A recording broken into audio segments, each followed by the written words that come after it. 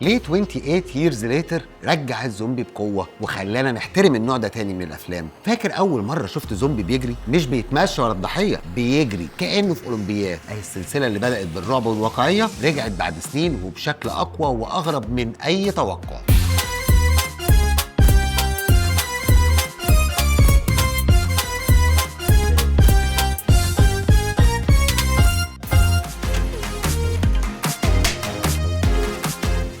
العالم بعد 28 سنة من انتشار فيروس الرج، والناس اللي لسه عايشة مش بالضرورة لسه بشر، مجموعة ناجين عايشين في جزيرة معزولة، واحد فيهم بيقرر يرجع للبر الرئيسي وهناك بيكتشف مصايب مش من الخيال. وسط البشر فيروس اتطور وحقايق عن أهله تخوف أكتر من الزومبي نفسهم.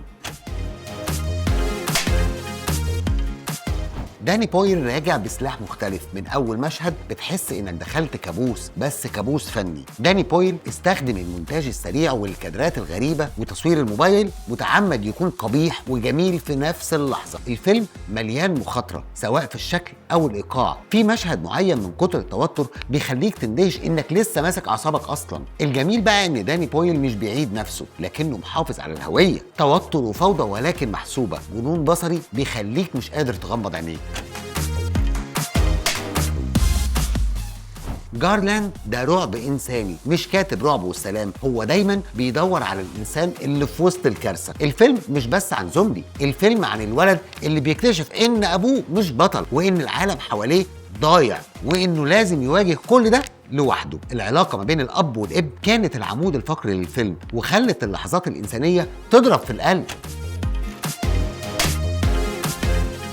إلفي ويليامز كان هو المفاجأة العظيمة. الأداء الأفضل هنا كان من طفل. إلفي ويليامز في دور سبايك قدم أداء من نوع نادر، مفيش أي اصطناع ولا تمثيل زيادة، صدق يخليك تصدق كل دمعة، كل صرخة، كل لحظة ضعف. آرون تايلر كان ممتاز، والمشاهد اللي بينه وبين ابنه هي أقوى لحظات الفيلم.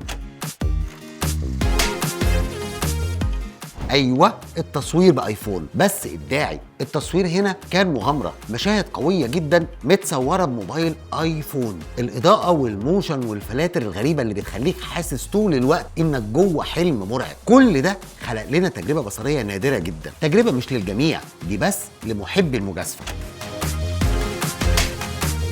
هو الرعب ليه صوت من أول دقيقة في قصيدة مرعبة من أوائل القرن العشرين بتتكرر بطريقة مخيفة جدا في الخلفية. المزيكا بتزود التوتر وبتخليك تحس طول الوقت إن الفيلم نفسه بيتنفس وبيعرق. الصوت هنا مش بس عامل مساعد، ده ركن أساسي في الرعب.